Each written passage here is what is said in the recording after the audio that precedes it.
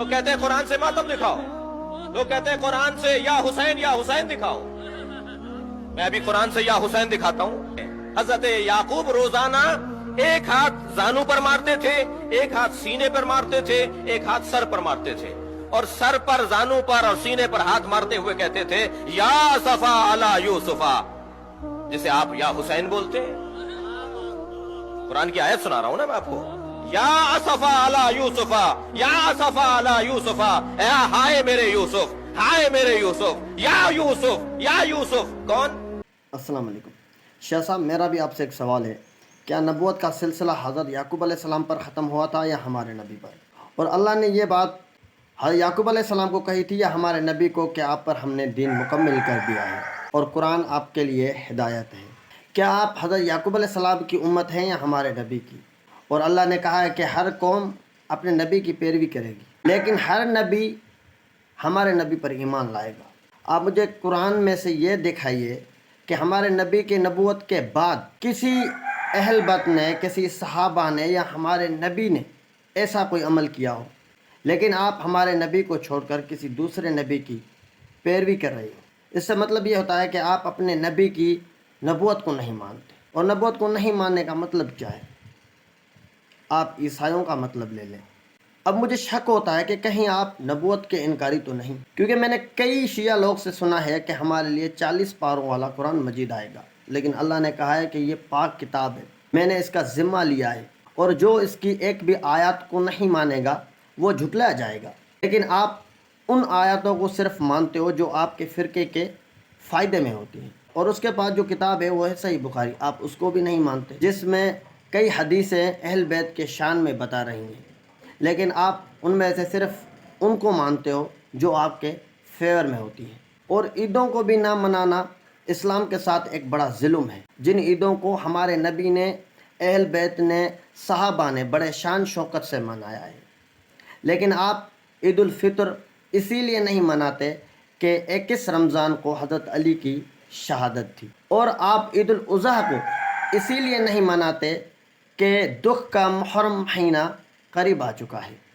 लेकिन ईद उल गदीर आप बड़े शोर शराबे के साथ मनाते हो, जो कि मुहर्रम को और भी करीब है। और करबला के वाक़े के बाद अहल बैत के ख़ानदान में से ज़ैनुल आबदीन 40 साल तक रहे, लेकिन ऐसा कोई अमल नहीं किया, जबकि ईद उल गदीर सुन्नत भी नहीं है। और ईद उल फितर और ईद उल ज़ुहा जो है कि अल्लाह ने हुक्म किया है हमारे नबी को कि इन्हें मनाओ। अगर आप हज़रत याकूब अलैहिस्सलाम के किए हुए अमल पर अमल करते हो जिसका हुक्म अल्लाह ताला ने नहीं दिया, तो फिर आप हज़रत इब्राहीम अलैहिस्सलाम की सुन्नत पर अमल क्यों नहीं करते जिसका हुक्म अल्लाह ताला ने कुरान में दिया है? किसी ने किसी को कहा कि इस तरह गम मनाना गलत है, तो उसने उसको कहा क्या आपका वालिद फौत हो जाए तो क्या आप गम नहीं मनाओगे? तो उसने कहा कि मैं गम तो मनाऊंगा, लेकिन आपकी तरह ऐसे मौजे मार कर नहीं खाऊंगा। मतलब इन बातों में से भी थोड़ा शक होता है। और आप सहाबा किराम को भी नहीं मानते जिनको हमारे नबी ने जन्नत की बिशारत दी है। और अल्लाह ने कोई ऐसा वर्ड खिलाफत के बारे में मुझे याद नहीं आ रहा कहा है कि हम खिलाफत को कायम करेंगे, मतलब नाम किसी का भी नहीं लिया। तो अल्लाह की बात को कोई नहीं झुटला सकता। अब जो खलीफे बने हैं ये अल्लाह की रज़ा से ही बने हैं। अगर हम इनको नहीं मानेंगे तो मतलब अल्लाह के इनकारी बन जाएंगे। और अल्लाह ने यह भी कहा है कि नापाकीज़ा और मुनाफिक लोग मैंने अहल बैत से दूर किए हैं। तो अगर ऐसा होता तो हमारे नबी अपनी 2 बेटियां हज़रत उस्मान को निकाह में कैसे देते? अगर ऐसा होता तो आप हज़रत अबू बकर की बेटी आयशा से निकाह कैसे करते? अगर ऐसा होता तो अल्लाह हमारे नबी की हज़रत उमर के लिए जो दुआ मांगी गई थी वो कैसे कबूल करता?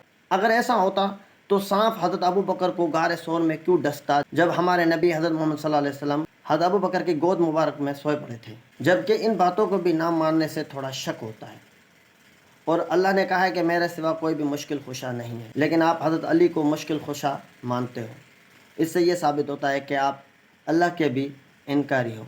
जबकि तुम्हारी किताब नहजुल बला में लिखा है कि हज़रत अली ने हज़रत हुसैन और हज़रत हसन को बुलाया और कहा कि अल्लाह के सिवा कोई भी तुम्हारा मुश्किल खुशा नहीं, और उसके सिवा आप किसी से भी नहीं मांगना।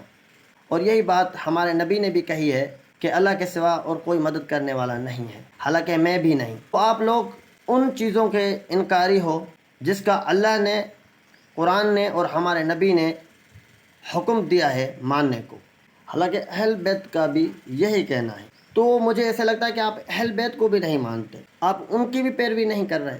ہمارے حضرت حسین نے نماز کے لیے اپنا سر کٹوا دیا، لیکن آپ ان 10 دنوں میں نماز بھی نہیں پڑھتے۔